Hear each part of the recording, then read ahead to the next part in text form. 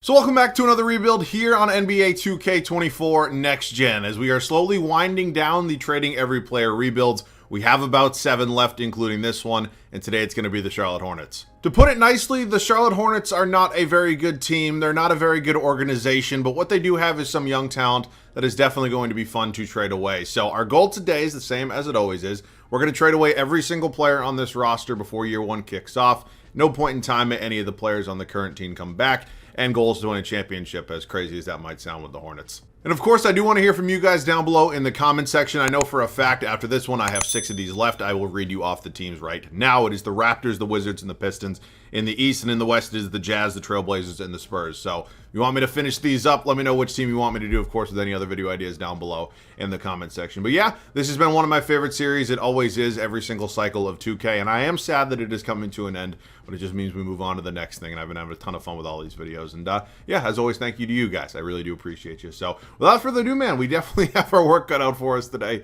Let's get into it. As I was kind of touching on in the intro, the Charlotte Hornets are clearly not a very talented team, but there are some young players on this roster that definitely have some value. LaMelo Ball is kind of the face of the franchise right now. I really hope he can get like his injury problems under wraps at some point because I really want the guy to play a full season. But nonetheless, we have some pieces here that we are able to move, and I think we can retain some pretty good value in the long term. So let's just start out with LaMelo Ball. Problem is he's in the final year. I believe this is the final year of his rookie contract before that kind of extension kicks in, meaning he's still only making just under 11 million bucks. So I might try to combine him in a trade with a guy like Gordon Hayward. I don't know if this is actually going to... Okay, so I have 15 offers here. I feel like 15 offers is fair. I'm not going to be happy if I get this shithole offer from the Bulls. But 15 offers is fine. If it was like 2 or 3, I'd be a little hesitant. But 15, that's a good number. So the eyes are closed. Obviously, we're going to have no say here. And we will continue to scroll until we stop in 3, 2, and a 1. And that gives me Trae Young and Saddiq Bey from the Atlanta Hawks. Definitely could have been a lot worse. Just I want to glance at the other offers here. Darren Fox would have been... Oh, Jalen Brunson would have been fantastic. So honestly, not a lot of... This would have stunk. This would have sucked. Honestly, oh my God. Okay, you know what? I got to take what I got here because Trae Young is an absolutely fantastic player. I still can't believe how big of... It's such bullshit he's not in the All-Star game. I know there's just so much like guard depth in the East, but Trae Young not being in the All-Star game is insane. We'll do Mark Williams next. We'll combine him in a deal. I forgot Kyle Lowry is technically here because obviously the Heat and the Hornets made the trade for Terry Rozier. Now we have 13 offers here for these two. Hopefully, again, landing on somebody good until we'll scroll right about now. Giving me Cam Thomas and Ben Simmons. Okay, I have no interest in Ben Simmons whatsoever. But Cam Thomas can definitely score the basketball. And hopefully we can develop him relatively well. I think that'd be a really nice piece for us. Okay, Brandon Miller, who's actually had a really strong rookie season. I mean, I'm not going to sit here and lie to you. There were a lot of people out there saying that Brandon Miller was not the right pick at number 2. It should have been Scoot Henderson. Screw the fit of the whole thing and work it out later. I was one of those people. I was very wrong. Not saying Scoot Henderson's going to be some big bust down the line, but, you know, I think ultimately you got to let NBA franchises, you know, do their thing. It doesn't look like we have many other offers here, so we're just going to go ahead and include Brandon Miller by himself. And right about now feels good. And that is Desmond Bane and Zaire Williams for Brandon Miller and Nick Smith Jr. Honestly, could have been a lot worse. That definitely could have been much, much worse. So I think in terms of, like, the young stars, potentially, they're probably gone, but, like, Miles Bridges is a name I know could actually be moved at the deadline. What if we do him and PJ Washington? There's like actually sneakily like a decent amount of talent on this Hornets team. It's just, I don't know, man. I really don't. All right, we're going to stop right now, and we're actually going to go to the left this time. Giving me Devin Vassell and Zach Collins, or it would have been Yusuf Nurkic and Damian Lee. I can actually live with this. Now, I don't love giving up draft picks, but I can definitely kind of live with that deal right there. Okay, so a lot of guards on this team right now. That kind of goes without being said. We're going to do Nick Richards. We'll do him and Cody Martin right now. So let's just scroll. Hopefully some sort of big man in some way, shape, or form. I don't really know. And stop. Luke Kennard, Vince Williams Jr., another guard here in Luke Kennard. Vince Williams Jr. is actually, I don't want to say break it out this year, but he's having a pretty good year. So let's see. So I think everybody from Zaire Williams up, we are good. Correct me if I'm wrong. I think we are. I don't think there's anybody there. Ish Smith, Frank Ntilikina.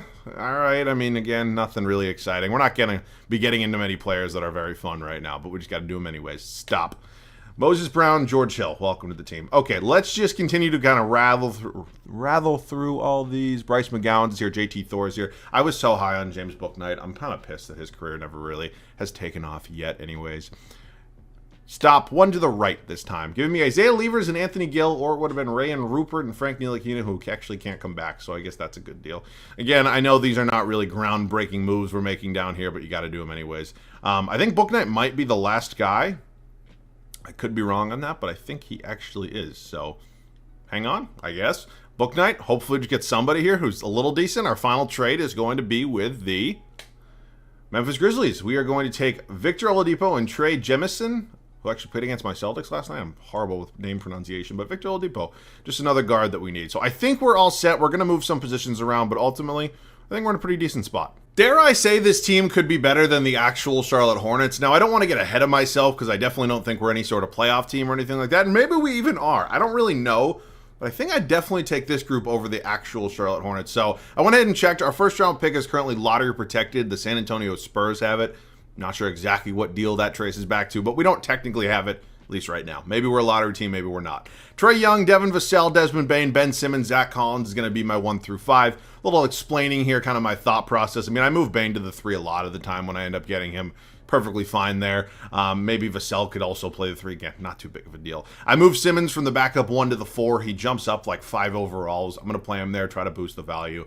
He's going to be a one and done here, I'm just telling you right now. And then Zach Collins is going to be our starting center. The bench unit, Cam Thomas will be my 6th man off the bench. Obviously, a guy who can score the basketball at an elite level. Hopefully, he can continue to do that, grow with us, and we'll go from there. Luke Kennard actually moved from the backup shooting guard to the backup point guard spot because I really didn't have another backup point guard, and his overall didn't take a hit whatsoever. So I'm kind of excited about that. Sadiq Bey in here as my backup 4. Vince Williams Jr. backup 3, getting some minutes. Then Moses Brown is going to have to play a few minutes. We don't really have any other big man options, which is something I was kind of nervous about. But unfortunately, guys like Victor Oladipo, Zaire Williams, George Hill even, really not going to get a lot of minutes. So is there a way, do I maybe move Zaire Williams down to the G League? I mean, I don't know, for a year, like it can't hurt, right? So might as well. So we're good.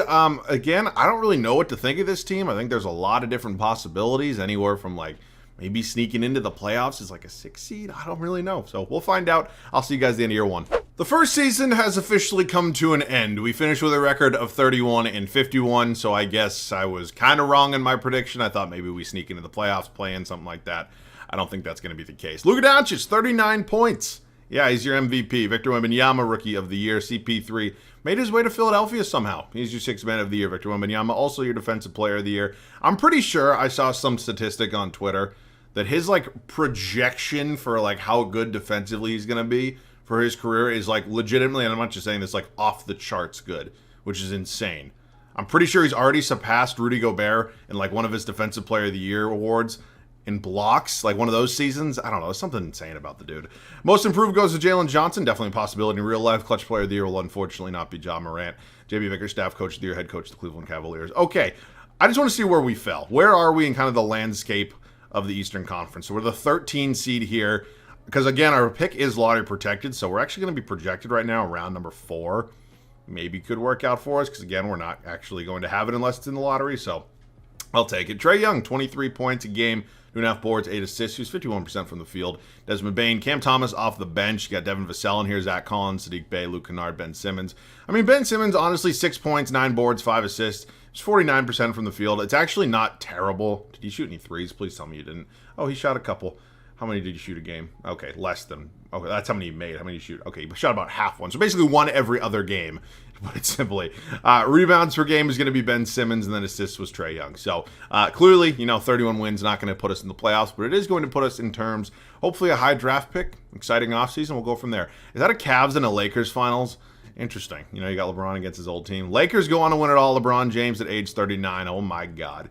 He would have to be the GOAT at that point, right? If he's not already, in your opinion, it's just insane. He calls it a career. Many of you tell me to always override his retirement. I will do just that because, you don't think he's actually going to retire after this year. If by some miracle, maybe the Lakers go on to get it together, kind of like they did last year, make a Western Conference Finals run, maybe he does retire. Makes finals, wins another finals. I don't know. Just an idea. I know he wants to play with Bronny, though, so probably not.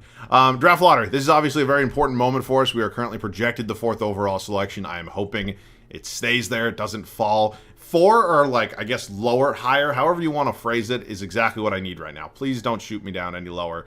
We fall all the way to fucking 7, because why wouldn't we, right? It's how these videos go for me.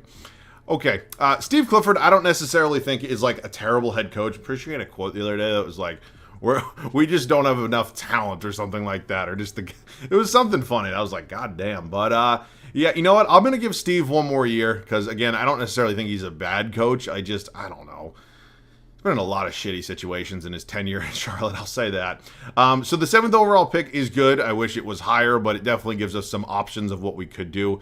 And I kind of have a really big idea of what I kind of want to make a trade for. So one sec. Somehow the Indiana Pacers have the 1st overall pick and I want it. I think you guys can all pretty much figure out where I'm going to go with this draft pick. And yeah, I don't know what it's going to cost me right now. Zaire Williams is a good rotation piece, and sure, he would have been valuable to have, but ultimately, in order to move up, to get a starter, I'm doing it 10 times out of 10. Unfortunately, I don't have a lot of other contracts I can just kind of throw in here. I mean, maybe Vince Williams, but I'd rather kind of keep him, and I don't really want to move Collins or Simmons right now, so I don't know. Is there any way to get this done with just a plethora of 2nd round picks? Yeah, this is tough because I don't have a lot of other future draft picks. So what I might do is offer this same package. We'll just go pick by pick, and hopefully eventually one of these lands. I think the 2nd overall pick is owned by the Pistons. Yes, it is. I agree to it. Okay. Please, please, please. Oh my God. Wow, they fucked up.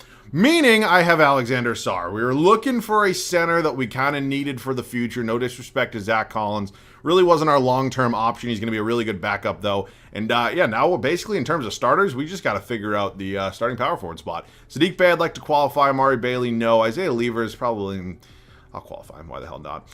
Okay, so free agency here. Do we have any major free agents? Isaiah Levers looks like he's really the only guy that's going to possibly be significant in any way, shape, or form. So now what I want to do is figure out who's going to be my starting power forward. Look, Ben Simmons was a fine, serviceable option, especially with injuries off for one season. But yeah, that's kind of all I got for Ben Simmons. So let's find a trade. I'm not kidding. I have spent the last 13 minutes looking for a trade for a new power forward, and I legitimately cannot find one. So we're going to explore a different avenue, one that I've done a couple times, and it's going to include trading Ben Simmons, a 2nd round pick, for Austin Reeves from the Lakers. Now, Austin Reeves, in all likelihood, will not stay on this team, unless maybe there's a different trade I find for some sort of power forward. But Austin Reeves is going to be a whole lot easier to move than Ben Simmons will be. It is legitimately almost impossible. I don't know if I've ever spent that much time trying to trade one player.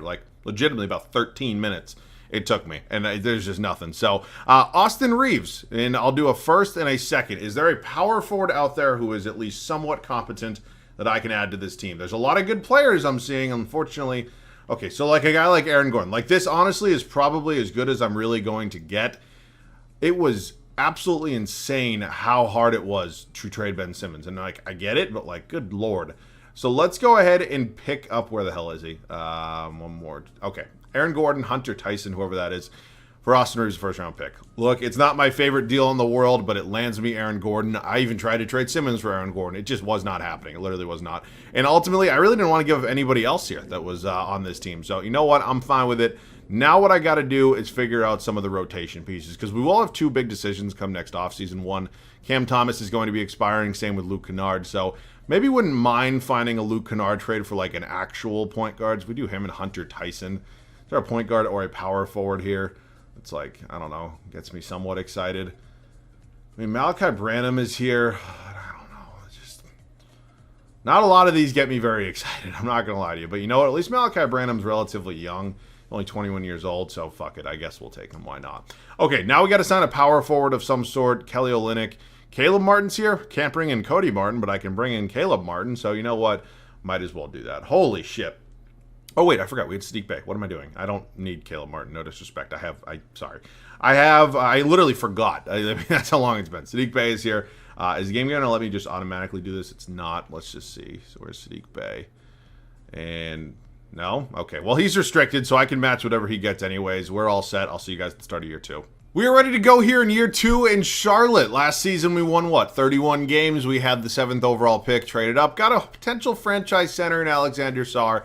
Made some other complimentary moves, and we are definitely looking ahead to what could be a very good season here. So Trae Young, Devin Vassell remain our backcourt. You still got Bane here at the 3. Entirely new front court here with Aaron Gordon and Alexander Sarr. Very excited to see how these two kind of fit in this starting 5. Cam Thomas remains my 6th man off the bench. Sadiq Bey actually picked up his qualifying, so he will be back. Zach Collins here as our backup center. Traded from Malachi Branham, and then Vince Williams Jr., our 10th and final player. So there's really no reason for us to be bad because we don't have our draft pick, but I don't think we're going to be bad anyways. I think this team could be really good. So I will see you guys at the end of year 2.